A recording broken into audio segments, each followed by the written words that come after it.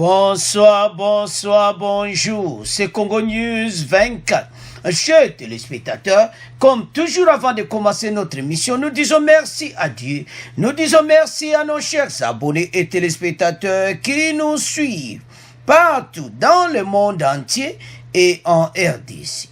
Chers téléspectateurs, soyez les bienvenus dans notre émission. Oyo, to discutaka, to solaka ensemble, masolo ya mboka. Bande konanga, point le ezebele comme d'habitude. À la une, chers téléspectateurs, on va commencer cette émission avec la soirée des galas. Tshisekedi et les ambassadeurs. Bandeko, quelques jours après son investiture à la présidence de l'Union africaine, Fachi a recevoir l'ambassadeur nyonso accrédité à Kinshasa, africain, européen. Alors, bande konanga, tout développer ensemble. Et puis, on va parler.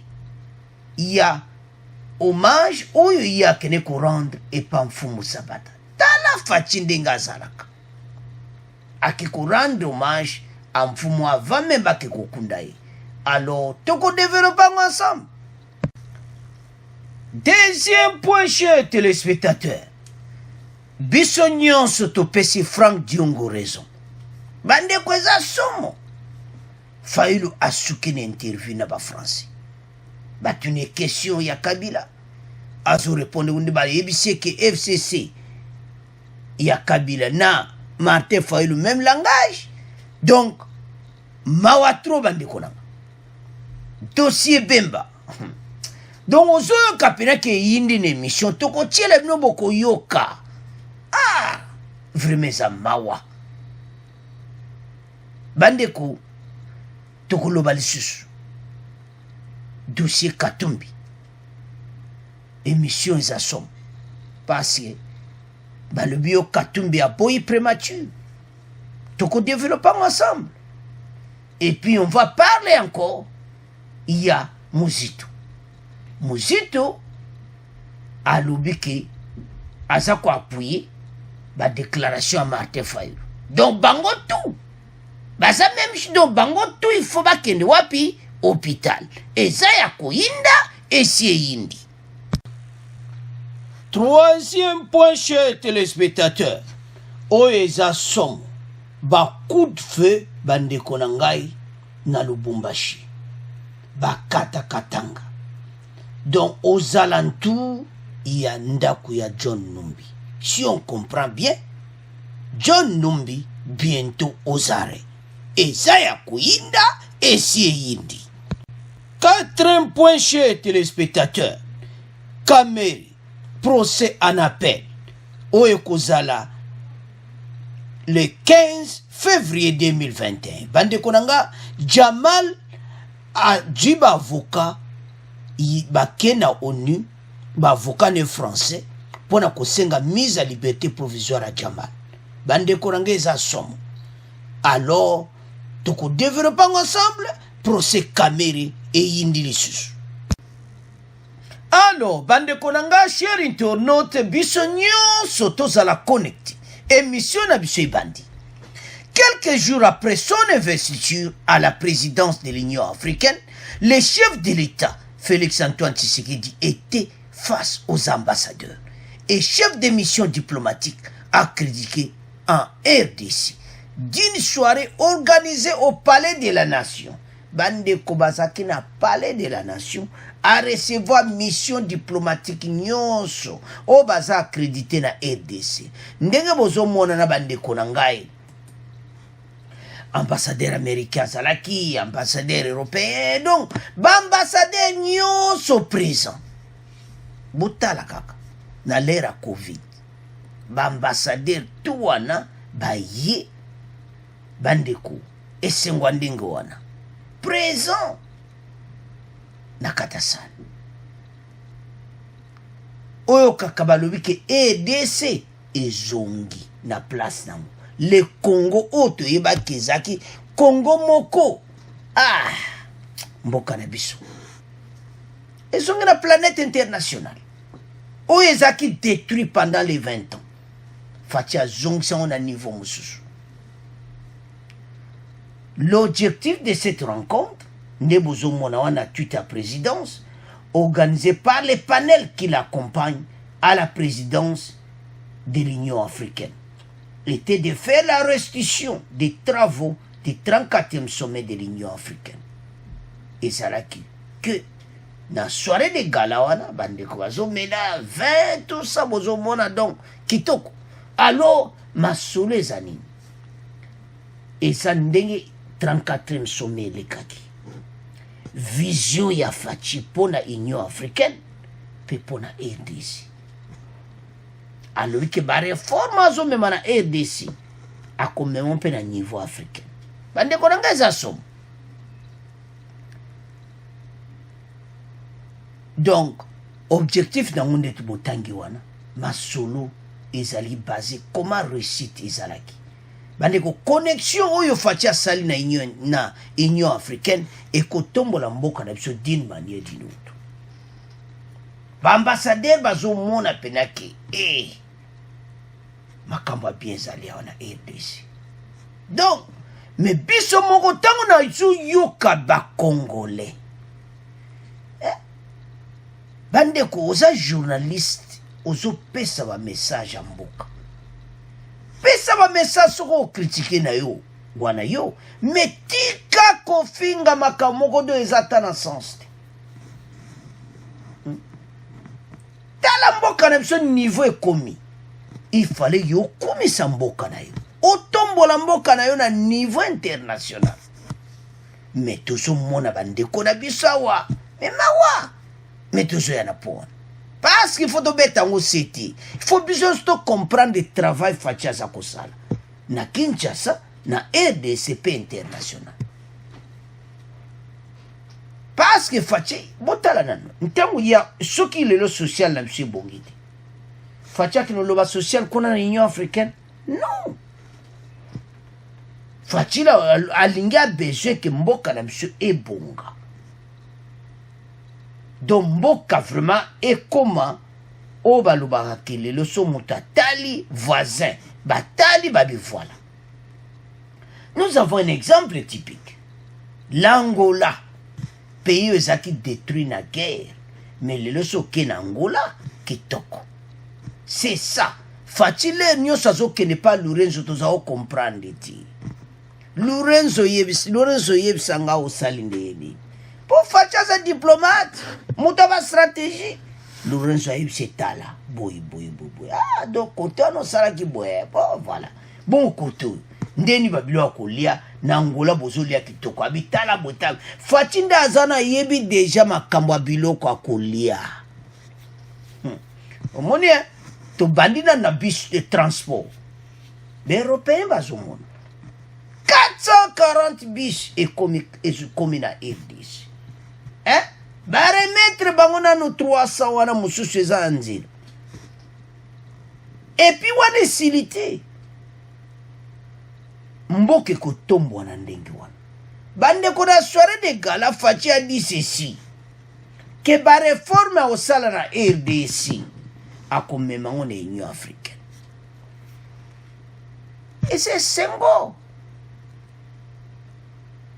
Le moment fort aurait été la remise du drapeau et marteau du commandement de l'Union africaine dans la salle de conférence Nelson Mandela.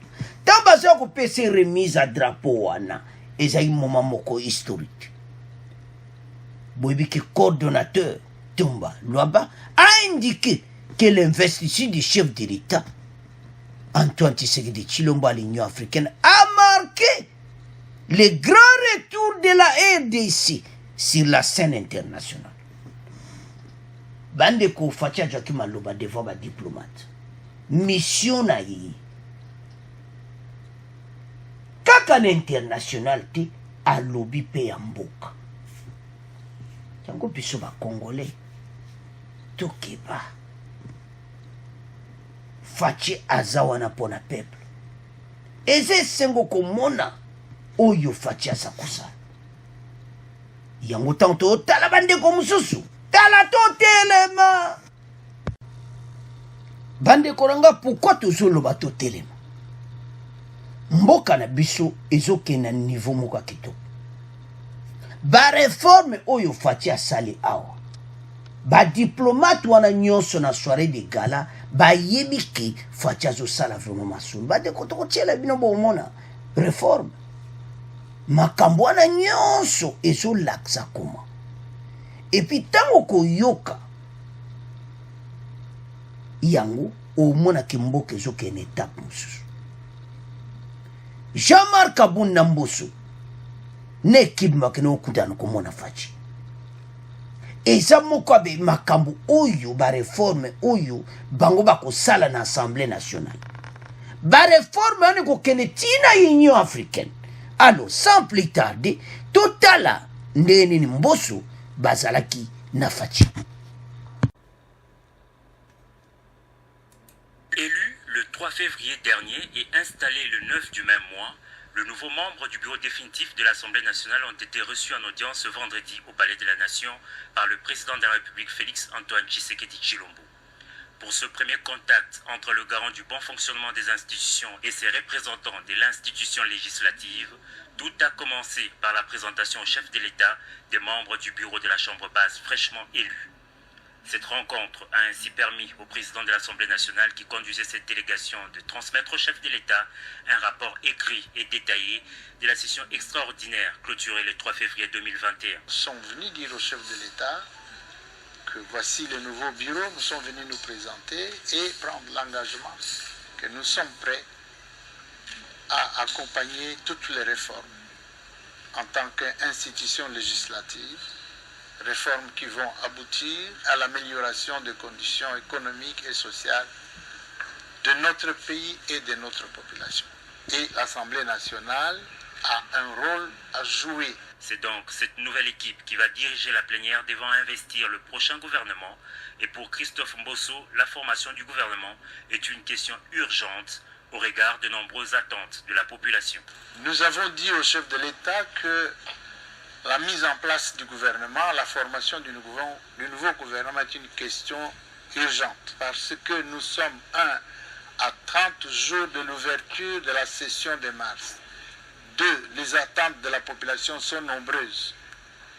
Le peuple congolais ayant adhéré à la politique de l'union sacrée prônée par le chef de l'État, cette population attend beaucoup. Elle attend des solutions à ces problèmes. Donc nous estimons, nous au niveau de l'Assemblée nationale, que la mise en place du nouveau gouvernement ne doit pas traîner. Les matières à traiter lors de la session ordinaire de mars au Parlement s'annoncent donc très abondantes, une session qui devra s'ouvrir. Alors, bande konanga tolandi wana ba réforme o ba congolais bazozela. Faci devant cette soirée de gala, alobi ke ba réforme o ya zo sala na RDC akomema oko. Soko to comprendre que siko soki na RDC sala ona nte. Akolaksa kuna fa bongsana ndako ne liboso. Donc tozo s'attendre que banini ba promesse nyonso même eza accompli à 100% mais ba congolais ba mona ke e bandi transport yango esa nini ba bisi banzela baso de moto esila ki banzela o ebeba na EDC bande konanga ba travaux ezo salama mais eza malembe tout parce que mboka penzako banzela eza mobulu ba bisi wana même de kokota na nzela fo banzela ba bonsa banzela parce ba kote monsieur kokende te ndeni ba ko servir batwana o baza na ba place moko mweba yezati il faut ba bonsa banzela. Alors Faci kote wana bazo sala ba travaux yango makambo oyo Mboso alobi ke gouvernement il faut yakalati bande konangeza somo yango tango tozo tala batu oyo ezolobama ezosala mawa bande ko ba congolais totika oyo wana gauche droite to biso tozala sima ya Faci parce que loko sala mawa nini tala ba diplomate to basangani ensemble ba yewana bazotala bazo mona makambo bien pa Faci mais yonde ko congolais zo mona te Fatia zo travail pour intérêt le peuple d'abord. Mais sono yoka ba discours mususu ezo salanga na mawa. Bandeko to tika ba discours wana. To changer mentalité. Fatia osa musala kitoko. Bandeko diaspora. To landa kabili. Ozo loba que biso tozana besoin kaka Kabila alongwa. N'importe quel mutu bako tia wana to supporter. To yebi bino. To zai kolanda. Melelo. Kabila longwe. Fatia koti. Au lieu ko supporter ye. To bani sukolo ba mabe. Non. Eza bongote. Et comme il tente de supporter. Critiquer les cambo eza mabe. Ça va. Eza mabe te. Tout ça la démocratie. Mais maloba moko mabe envers les chefs de l'État eza permis. Faut tout ça. Faut tout mettre à ces deux côtés wana. Bande konsazo kanisa kazane na poto alo mabe na chef de l'État. Ah, ndeko nanga. Bako ozana problème sérieux. Même na mboko oyo za Europe, mboko Europe oyo zali. Bazo mona yo zo finga président na yo. Mais bako mona yo nani? Insulte bakanga ka mutu mbala moko. Faut bakanga yo. Changement de mentalité. Parce que na ndenge makambo soto zo yo kate.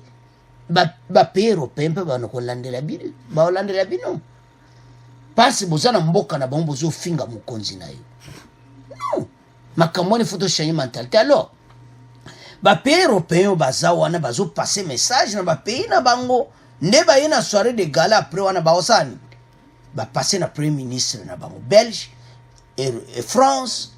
Ba pays nyonso wana passe bazaki présent na soirée wana. Tout le monde azalaki présent. Alors, bazo tombo la fachi de kolo. Biso mokole to tombo na ye toujours loba n'importe quoi. Alors to keba to ça président de la République parce que ça mawakolo amabe. Mais to yeba que les chiens aboient la caravane passe ma solo penezo ke kitoko fachi pena en avant mboka na biso ke kitoko tango bato bazo betele maboko bapaya yomoko il faut aucune question ozawapi tellement. Alors tala bolingo fachi to komba mona oyo akene pa mfumu fachi a considéré comme moto nyonso tala hommage Fumu Sabata. Donc honneur à Pessie avant bakeneme kokunda fachi ake ko rendre hommage na combattant o biso nyoto za obeta maboko na limiti Fumu Sabata batu bazo sala masulu batu ba telemele Kabila koloba. Alors bakene kokunda e mais avant wana fachi akene ko rendre hommage bandeko nanga eza pasi. Alors na bandeko oyo baza komona te bolingo présence nango toko so président boy banato banana président bolingo abo toko so ay wapi ba pays africain bazo lukaye to landa ba Camerounais moko ba boto changer bino bo pesa biso fachi bozo président biso po président na bino bolingo fachi aza aimé dans toute l'Afrique monde entier. Mais yonde individu moko osa koloba mabe pour la président de la. Tout ça y a un problème na failli à souke pas ba français. Ba donc ba question ba tu ko répondre te yango to pesi Frank Diongo raison. Alors bande ko nanga to tellement tala soirée ndenge leki tande ba komisi président na biso. Alors to tiki premier point na bino to komo le Canada deuxième point. Alors bande ko nanga tout comme un deuxième point. Chers internautes, awa tolobaki na introduction que to pesi Frank Diongo raison. Martin Fayulu azana problème sérieux. Bande oboko yoka. basali interview na ba français. Martin Fayulu, l'union sacrée, ce n'est pas de la politique, ce sont des stratagèmes pour se maintenir au pouvoir.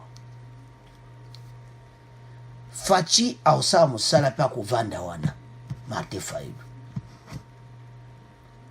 Oyo zoloba ozomona te comment mboka ezo changer. Il faut d'abord aider olongola haine basunga yo parce que lelo yo mwana nsemi akomekana.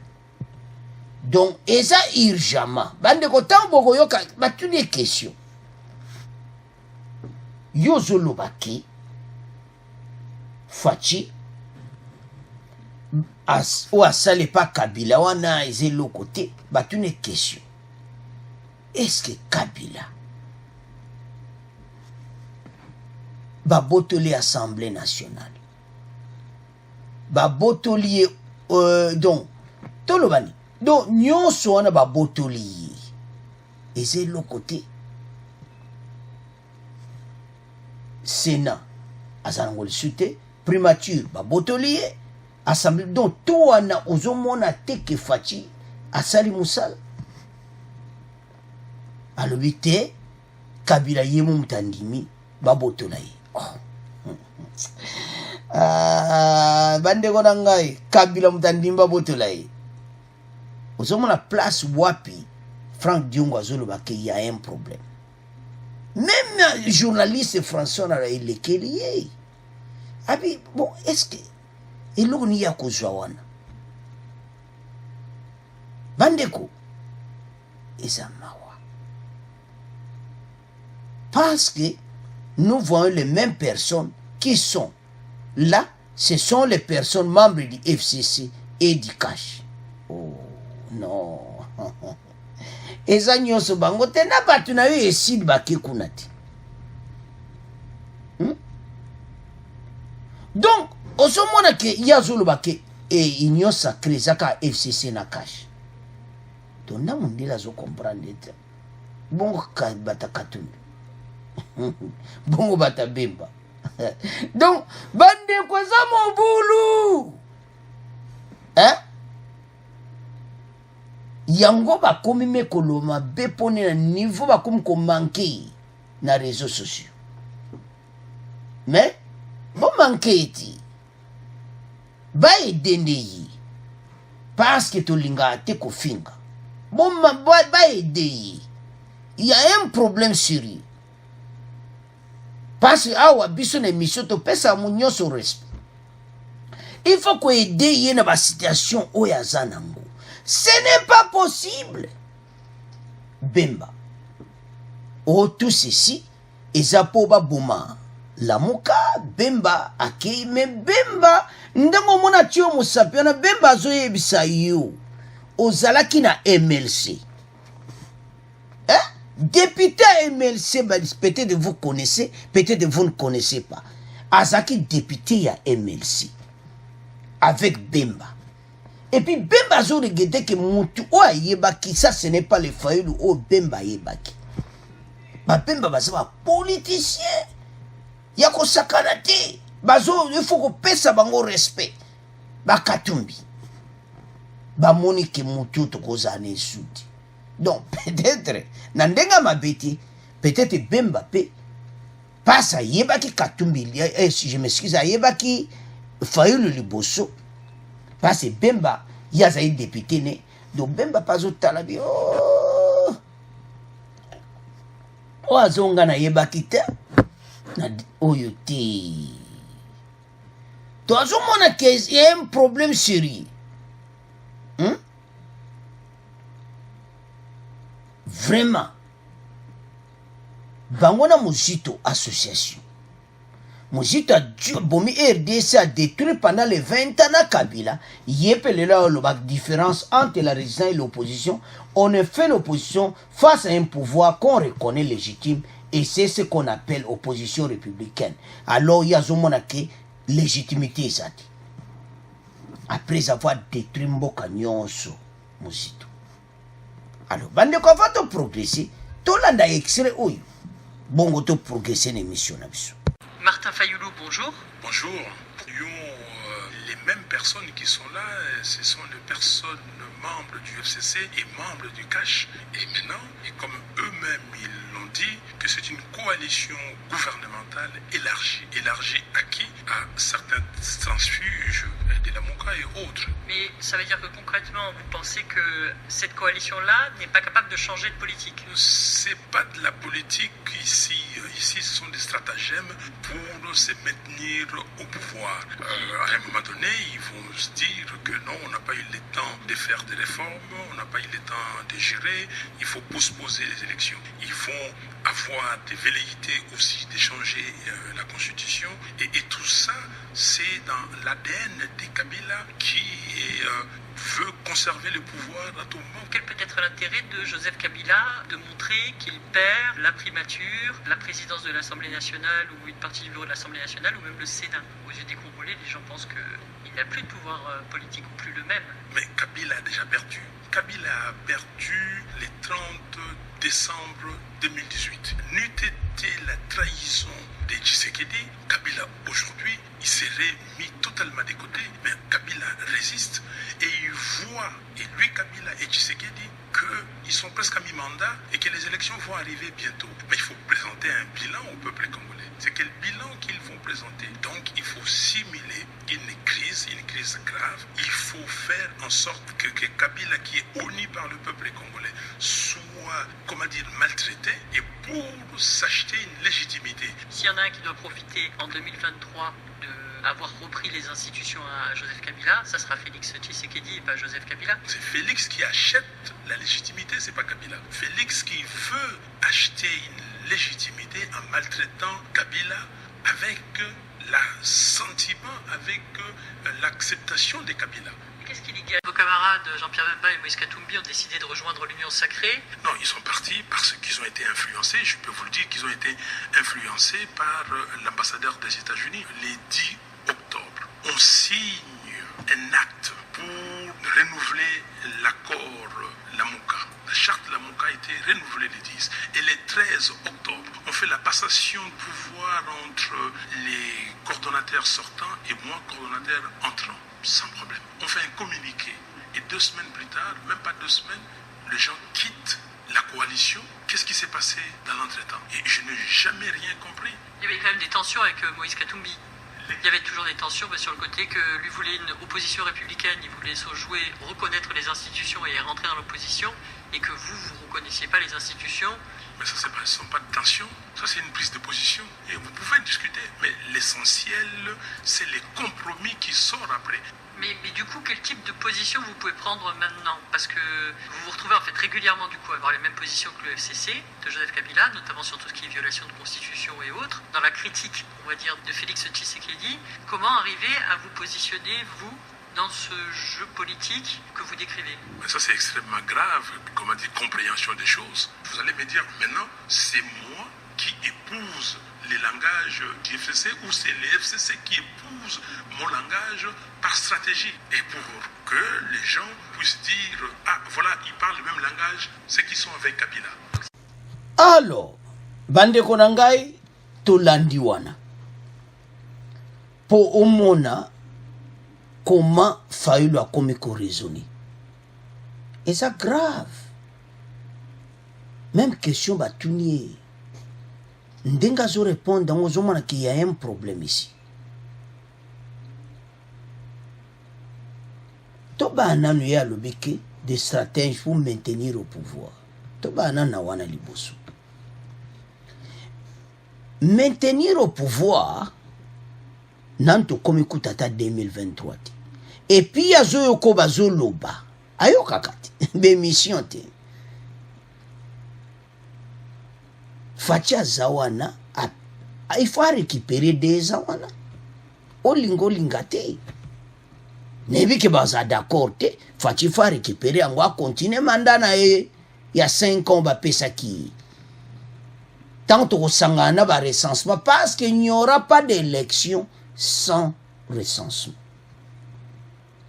wana ye ba position ba congolais pe yango wana ba congolais ba a décider ke ba okenda bango vote te soki recensement sa amité to yeba nani aza infiltré te to vanda ensemble to yeba ke yo za congolais te mais to za na biso oza immigré to yebi yo parce pour le moment na congolais ne immigré to zo yeba recensement il faut ça là.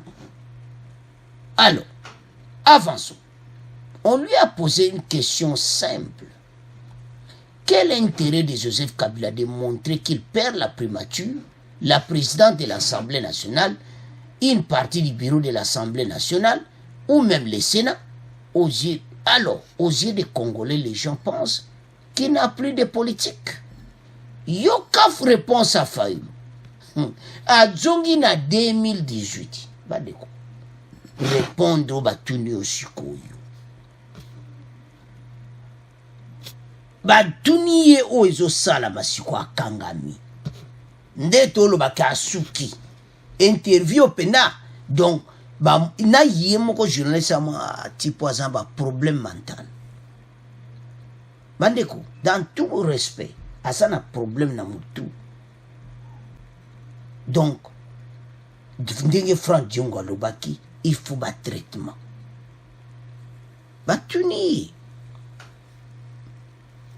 Problème il y a 2023. Il y a solo baki Fachi, mutazo sombeza Kabila te, et puis ils ont maltraité Kabila accepté. Oh. Mais ça problème. Mais namaloba na yesi ko fa keba.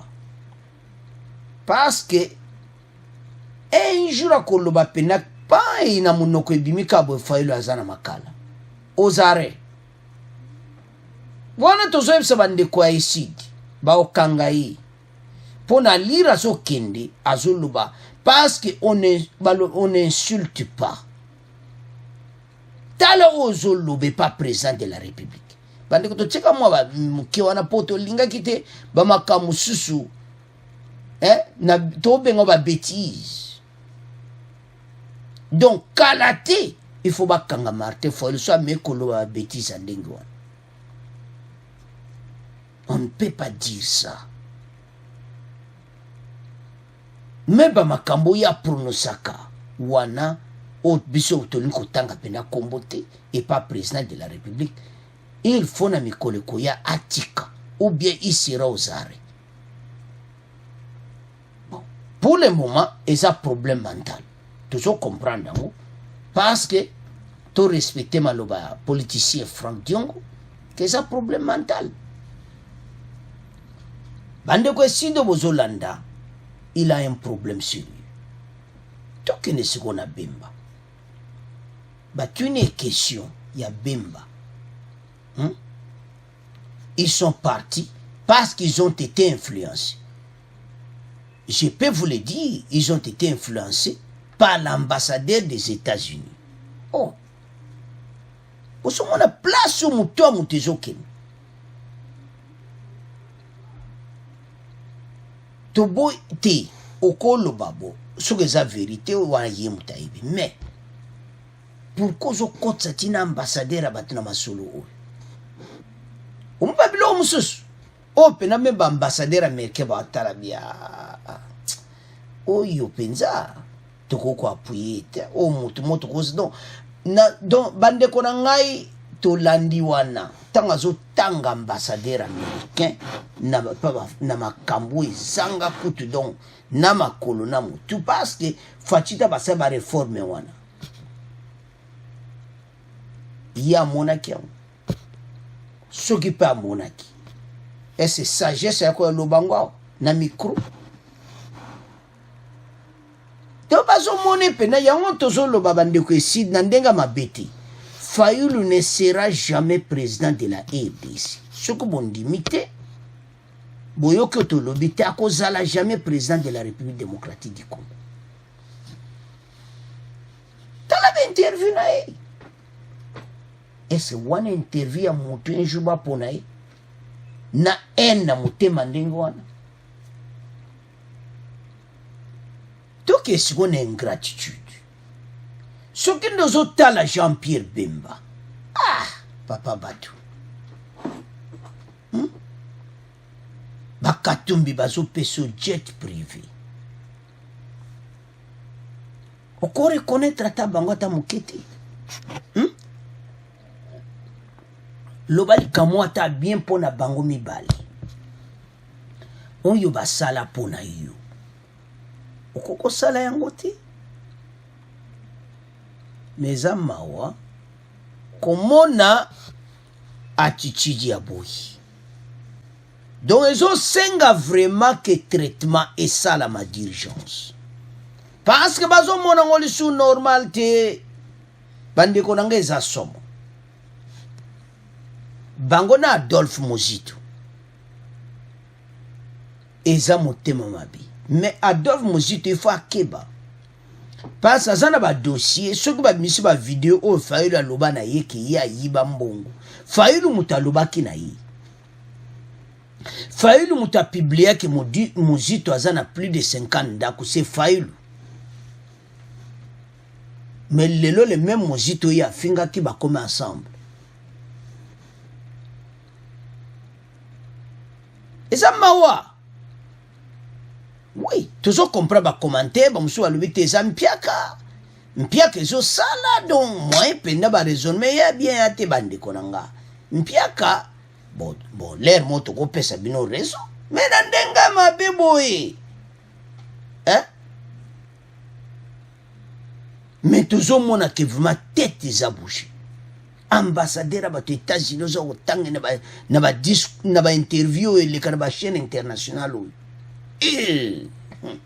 bon bande ko site place bozali bopesa Martin Fayulu conseil eza très dangereux alors Muzito ndenga zawana eza somo pona ye donc kalate alingeta okitela ye spoliation ba immeuble wana nyonso faut ba récupérer ba teka mususu parce que salaire na ye koko wa kusomba yango te alors tokele pa Katumbi Katumbi a boyi kozana prémature non Katumbi a boyi yango te ngape na azo contredire ka boyi yango te eza bongo te eza ke ya kozala wana te Katumbi basoli kitoko na président batamusa masolo union sacrée avancée il y a mon cas opposition sous mes premier ministre wana déjà batiaki yango à l'écart que lelo ekomi na bamédia bapesaki ya boyi non mutu moko azalaki wana mpona koloba yango tolanda biso nyonso makambo ya gato tolandaki nyonso ndenge elekaki na réunion ke moyen ya azwa poste wana eza te eza décision moko clair ke moyen bapesa yango eza te me totika koloba ke o nde tozomona baréseaux sociaux ke ya boyi non ce n'est pas possible na nyonso eleki avançons alors bandeko na nga mpona koclôturer pont pour résumer yango eza boyi Martin Fayulu a un problème sérieux et puis Muzito batika o bazolobaloba mais moko na bango un jour akoloba pene ya mabe bakangi à quelle prison alors totika ngo na bino tokomoleka na troisième point alors bandeko na nga tokomi na troisième point na biso eyindi coup de feu à Lubumbashi bakata katanga alors Lubumbashi s'éveille au son de coups de feu de bakata katanga bandeko na nga eza somo selon une de nos sources le crépitement des balles a été entendu près de chez le général John Numbi, au rond-point Carrefour. Ce dernier est un proche de Joseph Kabila, actuellement réfugié au Katanga, alors qu'il perd de plume dans les bras de fer qui l'oppose au président Tshisekedi, qui a placé au pouvoir et dont l'État, donc bande konangande to loba awa, ndakuya John Numbi est encerclé. Il est officiellement allé jusqu'à fin 2020, donc pouvoir donc balongola qui aka histoire de ba rencontrer donc fatia contrôler mboka mais pour le moment de konanga ba eza encerclé donc résidence à John Numbi si on comprend bien pense que balobaki ba résidence eza surveillée et puis déjà passe va porter déjà plainte officiellement il y a John Numbi il faut se présenter ba avocat il y a ba famille ba pesa qui plainte officiellement na cour na militaire na auditorium militaire alors auditorium militaire ba si bon que boza la calme ba résidence ils assurer tout ça mais tala sikoyo bakata katanga bande konde ba bomi bango oyokina mawa donc ndenge ba bomi bango do mawa trop les choix sont éveillés dimanche matin au son des tirs d'armes à feu. On ne sait pas avec quelle précision, mais des tirs ont été entendus au rond-point Carrefour. Donc, place au John Mumbia Vandaka. Donc, Uta la kaka. Bakata katanga oyo. Jedeo kungwaza wapi. Usomona. Bande konanga bato yifuba yeba ke numbi nde bazo yeba te bakatange bazo yeba Kabila ti. Kabila asi asuta bango, Kabila asinyaka pona famille na ye. Asuta bato wana nyonso asenga bae batika ye kwa famille na ye. Mais que ko protéger bato yo mawatu. Ebele bakimi mbango na union sacrée. Bokanse kuna nde bokozwa refuge no. Bandeko John Numbi bazo ye bati. Tous les Katangé bazo ye bati ke Kabila kuna zala kalisuta protéger yo. Ako protéger o te a defenda ndenga ye mo alo John Numbi sikoyo azolinga telemela. Oko telemela leta. Mandat d'arrêt bakokanga yo okojo avion okokende Kinshasa. Parce que ba scène oyo bande konanga ndeto la batu ba lamuki ba yo kamba mo minduki eza mawatro. Vendredi dernier, les avocats des partis civils dans l'affaire Tchebeya, défenseurs des droits de l'homme, assassiné en 2010, avaient été convoqués chez l'officier de police. Vendredi eleki. Ba avocat nyonso bazalaki et pas police. Alors, on a annoncé avoir déposé plainte devant le parquet militaire contre le général John Numbi, étant le seul impliqué dans l'affaire. On parle généralement qu'il s'agit de lui. Des témoignages que Floribert Tchebeya, la terre donc va trembler. L'émission passée tout le bac. Pourquoi? Yango yoboyoki. Tant qu'on y est, donc la bandit de Yakoninga. Alors, bakata katanga ba meki basa la résistance aux alentours ndakunaye. Ah, basasi bango nandenga mukete. Armée penado ba tirer bango. Bakata katanga na tout babomi bango. Bandeko fatia sa gayaki makambu tout. Le coup du fait de cette affaire s'agit d'une tentative d'arrestation du général Numbi. Ce qui va passer message oyo ezaya solo bande konanga. Donc tentative pene ya arrestation na yi. Ba coup du fait obisoto yoki wana. Donc ye ba bon ya kokiko. On a évité ça qu'on résiste ti comment? Hein? Pour essayer mutu moko na armée na ya bakata katanga ba ko résister, ba ko ko résister? Non, nandimiti. Ba ko résister. Alors bande ko toye ba ke makamangwe bandi. Yepe alinga laksape résistance menandimiti. Tala amitika na malembe. Amitika parce que eza tentative na yi. Média oyo bande konanga bakomi yango ke eza tentative nango le coup du feu wana. Donc makambo salami na nini na rond-point pembe na ndaku na ye Donc toujours qu'on s'attendre mikolo oyo. Parce que bateau il faut pas comprendre que pour le moment support ezati. Donc bakata katanga bandeko ba bomi bango penza. Donc tikali yemo sko bazwai. Donc il faut mitika. Soka zolinga makile tanka po ba convoquer ya kosamba eza mawatu. Mais eza kitokoti. Parce que déjà parce pour ba kangayo ba okangayo parce ba déposer qui plainte ba avocat wana. Siko yefo ya kosamba. Donc état de droit il fait ça là parce que communauté internationale ba tie pression Nicolas Fachi ba tout et John Numbi fa ya kosamba. Donc ne kalate to comment on a volé en direct à Lubumbashi donc yaya a quitté Ekosam. Donc les tentatives d'arrestation alors ndenge et le kindeba tuni question selon le coup de feu était lié à cette affaire. S'agit-il d'une tentative d'arrestation de John Numbi? Donc tamba pe sa question d'autant on a clair que ça yango alors bande konanga to tiki point yo to comment le cas na point ya caméra. Alors bande konanga es obalubake yindi 57 millions à procès en appel de caméra le 15 février 2021. De l'autre côté, avocat de Jamal saisi ONU pour la liberté provisoire. Tout qu'on divise en monde. To banana Jamal. Jamal est un mawa. Parce que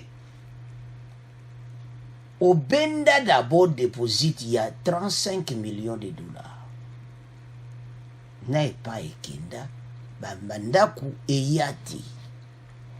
Mais aux senga mise à liberté provisoire. Ba avocat français ba kepe na ONU ba saisir le groupe de travail sur la détention arbitraire du comité consultatif du Conseil des droits de l'homme de l'ONU en vue d'obtenir la remise en liberté de leurs clients. Mais liberté provisoire ba opeso boete. Bandeko Jamal Ndeto Zotanga wana, moi je vais lire. En outre, la Robank devra rembourser au trésor public l'argent perçu par le Libanais Jamal si les travaux ne sont pas achevés par son client. Par ailleurs, ce dépôt de 35 millions de dollars est confirmé par le ministre en charge de la justice, Célestin Tunde Akassene, dans une lettre envoyée au procureur général près de la cour d'appel de Gombe et celui de Matete le 1er avril. Le vice-premier ministre congolais confirme en effet que Thierry Teyman a payé au trésor public la somme de 35 millions de dollars à titre de garantie et pendant que Vital Kamerhe demandait les preuves. Yé a bendanenaï. Vous avez Ndenga zawana zane djana Belgique batika ki parce que yé a bimisaki transbaïbisi yolo kolo bimisi mbongo wana po même na mboka na mnoko bimisa be espèce ndenge wana te. Alors a pesi 35 millions oyo a bimisaki opesa Jamal. Do bango nyonso ba benda balar. Mais oya Jamal po ezai kumba la mo 35 millions. Oya Kamerhe siko ezaki ba virement. Wana manager a Robanka Lubaki. Ba virement l'étranger oyo ka blanchiment de capitaux. Mbongo peneza ko bikendi. Ba mbongo bazo vire ndenge wana. Yamba to ba mona ki pe sispe ya wana pe ye bakanga ki. Abete quelques mikolo na makala amoni penaki awa ngana malamu na loba vérité. Il a apporté ma preuve nyonso. Na ndenge ba Kamerhe na Jamal 57 millions ba bendaki. Bandeko zambawa. Po soki tozotala bandeko ya INC. Oui, tokosa la prière. Nzamba limbisaka mais ba conséquences éthiques. les conséquences yangwana caméra zo futa bandeko na kaka na espace ban bokoti na musala na janvier 2019 hein n'espace kaka 3 mois déjà immeuble na France ba immeuble donc partout na salaire na yo ya directeur ya bureau ya président de la république okosomba immeuble na ba millions de millions pe pembeni ya ba place ande pembeni na ba Champs-Élysées non loin de là non tout le baki on émission passée mais awa problème tontolo ba lelo bandeko nanga ete makambo ebimi na ndenge manager ya Robank ajaki mbongo kozongisa 35 millions na trésor public kamere bakosuka wapi okowangana ndeni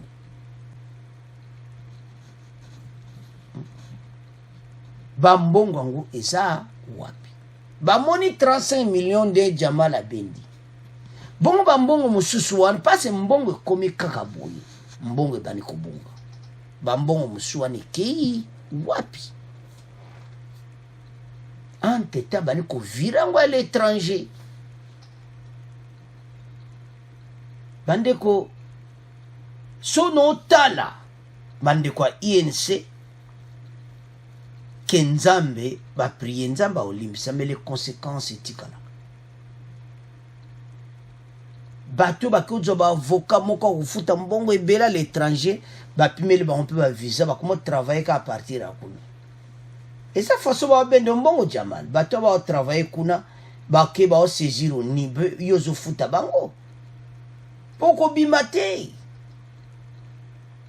oui en appel bako réduire bino peut-être bambula mais soki bozosenga ke caméra bima eza impossible ekozala koyinda parce que bapreuve nyonso nde totanga babiloko oyo eza moko ya bapreuve nente caméra azoluka bapreuve wapi Jamal azobenda 35 millions boyi caméra bavirme ezosi bambongo ezokende donc dossier eza mawa to nazomona te ndenge bakotika bango donc baza na problème sérieux dossier na bango donc oyo balobaka ke eza mobulu pasi nazomona te ndeni bakoki kosiri donc ndeni dossier oyo bango pena bakozwa ke batiki bango bakompe o boye déclaré ke akite non donc bato bazokanisa bongo boyeba ke akotikala kuna eza impossible 20 ans bakoréduire ye na ndenge mabiti mais mobilisation bandeko bazosala INC toza na besoin kotia mobulu ti parce que Aimé Boji, nous sommes convaincus que cette fois-ci le droit sera dit et que Vital Kamerhe akozala libéré. Ah, bandeko na ngai eza mawa que sa culpabilité soit démontrée. Le procès en première instance, il n'a jamais été démontré. Mbozo lukango ndeni biso tozotiela bino awa ndeni bambongo ezali kobendana babenda bambongo na ndenge ya moke te sikoyo donc mpona koefase bamakambo nyonso bavirement à l'étranger ebimi na bacompte na bango Masaro ye wana aza kuna na prison alors Kamerhe bokontinue kobeta bakarte bandeko awa toloba ngo so mingi te bakontinue kobeta bakarte na makala bapeti wana babeta vie Kamerhe pasa kona bapeti ne kuna po asa umeli ah vie Kamerhe simisango mbala mo ye kwa za mo bambongo ale bapeti bazimo bala po baya ko déranger te na ndenge ka bo comprendre ka bon alors bandeko na ngato kobi na fait mission na biso bo abonner massivement nazomona tende ba réussir kuna. Alors bon partager. Merci dans des bolandi émission. Au revoir, à la prochaine.